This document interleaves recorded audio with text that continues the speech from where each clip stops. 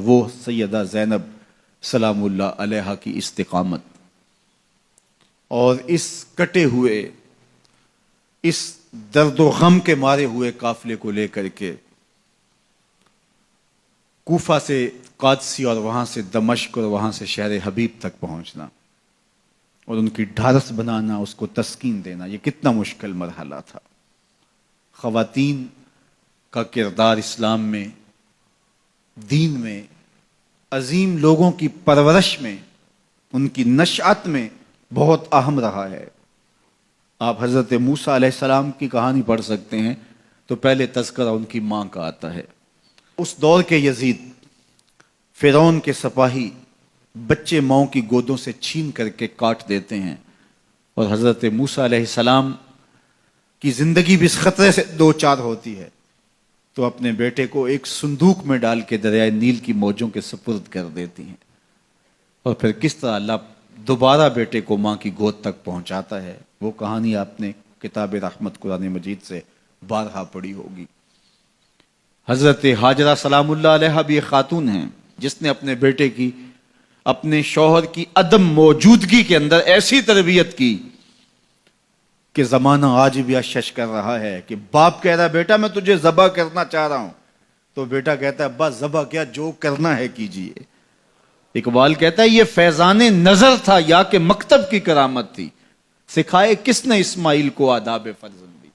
وہ ماں تھی جس نے بتایا باپ کیا ہوتا ہے۔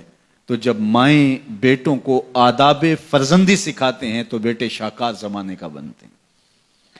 تو یہ ماں تھی جس کا کردار سیدہ ہاجرہ سلام اللہ علیہا۔ حضرت مریم سلام اللہ علیہا کا کردار دیکھیے، حضرت عیسیٰ کی کہانی شروع ہوتی ہے تو پہلے ذکر سیدہ مریم کا آتا ہے۔ تو یہ بات ذہن میں رکھیے گا کہ خواتین کا کردار ناقابل فراموش ہے۔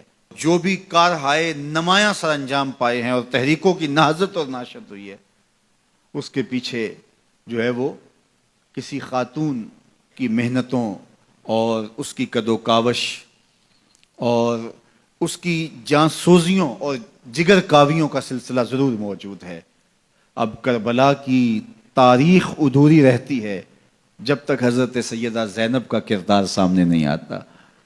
میں ایک جملہ کہوں اور وہ یہ کہ حضرت امام حسین رضی اللہ تعالی عنہ نے کربلا فتح کیا ہے، زینب نے شام فتح کیا ہے، اور حضرت زینب کی خطابت کے تنتنے اور جس انداز سے آپ نے مخاطبہ کیا، اللہ اکبر، واقعی وہ علی کی بیٹی ہیں، حسین ابن علی کی ہمشیرہ ہیں اور خون نبوت ہے۔ تو کربلا کا یہ درس ہمیں کبھی بھی بھولنا نہیں چاہیے کہ خواتین کا ایک کردار ہوتا ہے، اور اس کردار کو جب وہ فراموش نہیں ہونے دیتی تو اس کے دیر پا اثرات مرتب ہوتے ہیں۔ جو مرد ہوتے ہیں ان کی ایک اور طرح کی ذمہ داریاں ہوتی ہیں، لیکن اندرون خانہ ذمہ داریوں کو جب خواتین دیانت کے ساتھ سنبھالتی ہیں تو قومیں بنتی ہیں اور جو ہے وہ تاریخیں رقم ہوتی ہیں۔